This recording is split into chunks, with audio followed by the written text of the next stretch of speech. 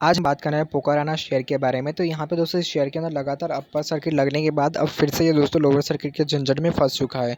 Previous session मतलब कि Wednesday के सेशन के अंदर इसके अंदर एक अपर सर्किट देखने को मिली थी। 5% के अपर सर्किट पे जाके ये शेयर क्लोज हुआ था। उसके बाद दोस्तों आज के दिन फिर से ये 5% गिर चुका है। ऑलमोस्ट दोस्तों ये ऊपर की साइड जाके ओपन हुआ, तो ऊपर की साइड गैप अप ओपन होने के बाद ये फिर से नीचे की तरफ डे लो के आसपास इसने क्लोजिंग करके दी। तो दोस्तों अभी आगे शेयर के अंदर हम क्या कर सकते हैं, क्या नहीं करना चाहिए, देखिए ऑलमोस्ट ये अपने अगर आप काउंट करोगे ऑल टाइम हाई से कितना गिरा है, तो अगर मेजर करने जाएंगे दोस्तों तो ऑल टाइम हाई से अभी इसका प्राइस चल रहा है करीब 862 का। तो ऑलमोस्ट दोस्तों ऑल टाइम हाई से ये 40% करेक्ट हो चुका है। देखिए अभी के सिनेरियो के हिसाब से, तो अभी यहाँ पे क्या करना चाहिए, देखिए 40% करेक्ट हो चुका है ऑलरेडी।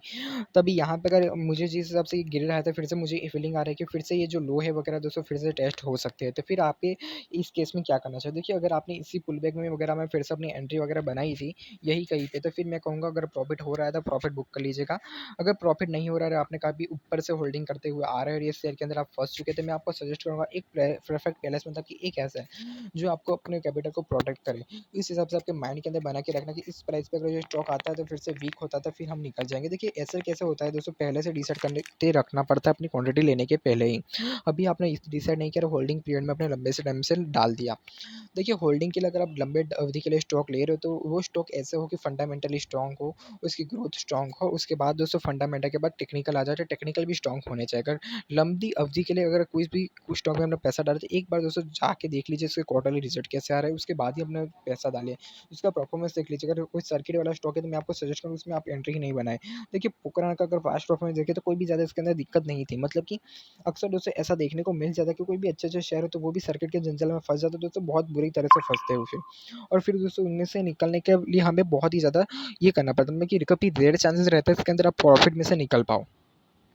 अभी के हिसाब से सीनियरों के हिसाब से देखिए अभी प्राइस यहाँ पे वीक हो जाएगा। वीक होने के मतलब कि यहाँ चांस ये है कि अब ये जो लो प्राइस है उसके आसपास प्राइस आने की हाई चांस और हाई प्रोबेबिलिटी हो जाती है, तो फिर से ये स्टॉक यहाँ से यहाँ तक आ सकता है। ओके, तो अभी दोस्तों मैं कहूँगा अगर ऊपर की साइड का मोमेंटम ना no rare moment rare probability रहेगी ऊपर की साइड, अगर ये ऊपर की तरफ फिर से चलेगा।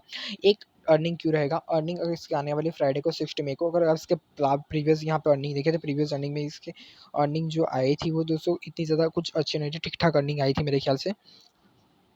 देखिए अर्निंग के अंदर अगर नतीजे अच्छे आ गए तो ये स्टॉक फिर से ऊपर की तरफ रैली करने लगेगा। और दोस्तों ये अगर अर्निंग के नंबर अच्छे आए तो 40% के जितना मूव, 40% तो नहीं, अगर 10-20% का मूव तो ऐसे ही कवर हो जाएगा, उसमें आपको कोई दिक्कत नहीं। पर अर्निंग खराब आई तो दोस्तों फिर से आपको बहुत ही ज़्यादा नीचे की तरफ स्टॉक जाता हुआ देखने को मिलेगा। तो आप भी जो भी काम कीजिए दोस्तों सूझ-बूझ के कीजिएगा, और यहाँ पे अपने जो एसएल है वगैरह लगा के रखिएगा। एसएल के विदाउट ट्रेड मत कीजिएगा क्योंकि यहाँ पे स्टॉक दोस्तों सर्किट के अंदर आ चुका है। देखिए चांसेस आर वेरी हाई, अगर यहाँ पे ये लो को टच नहीं करता और ऊपर की तरफ फिर से ही चला जाता है यहाँ से, तो फिर आपको अपसाइड का मोमेंटम भी देखने को मिल जाएंगे। अभी अगर आप देखेंगे आज के दिन मार्केट कुछ इतना ज़्यादा गिरा नहीं था, स्टॉक को इतना ज़्यादा गिरने की कोई ज़रूरत नहीं थी, फिर भी दोस्तों ये स्टॉक कितना ज़्यादा गिरा। अगर आप यहाँ पे 15 मिनट का चार्ट ओपन कर लेते हैं हम एक बार, तो ऑलमोस्ट दोस्तों ये अपने डे लो के आसपास जाके बंद हो के, तो यहाँ पे हाई प्रोबेबिलिटी रहेगी एक पुल बैक भी आपको देखने को मिलेगा। मतलब कि लगातार आप देख रहे हो सीएलए कितना यहाँ पे कंफर्ट से बैठे हैं, मतलब कि पुल बैक देख रहे हो कितने छोटे छोटे पुल बैक आ रहे हैं। यही होता है दोस्तों, अगर सेलिंग के साइड का स्टॉक है और यहाँ पे देखेंगे अगर बाइंग के साइड यही गया था, तो बाइंग के साइड भी दोस्तों यहाँ पे इसने चांस नहीं दिया था आपको बाई करने के लिए, डायरेक्टली ऊपर की तरफ चला गया था। चलिए एक बार प्रीवियस क्वार्टर का आप रिजल्ट चेक कर लेते हैं हम लोग। देखिए सारे आंकड़े जो है लाख्स के अंदर है, उसको पहले सीआर में कन्वर्ट करना पड़ेगा, तो काफ़ी डिफिकल्टी है रहेगा यहाँ पे।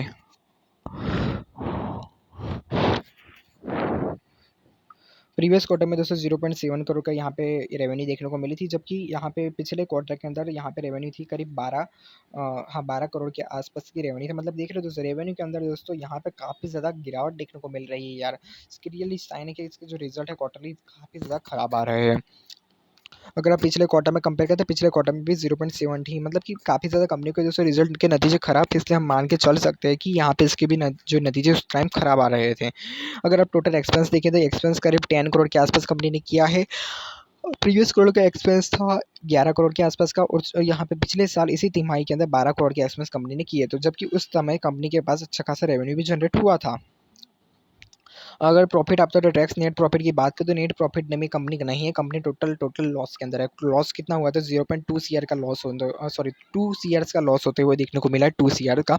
पिछले साल दोस्तों दरमियान कंपनी 1 करोड़ के लॉस के अंदर थी। इस साल यहाँ पे कंपनी का लॉस बढ़ गया, 2 करोड़ हो चुका है। और पिछले क्वार्टर, उससे भी पिछले क्वार्टर के अंदर दोस्तों कंपनी 1 करोड़ के अंदर घाटे के अंदर थी।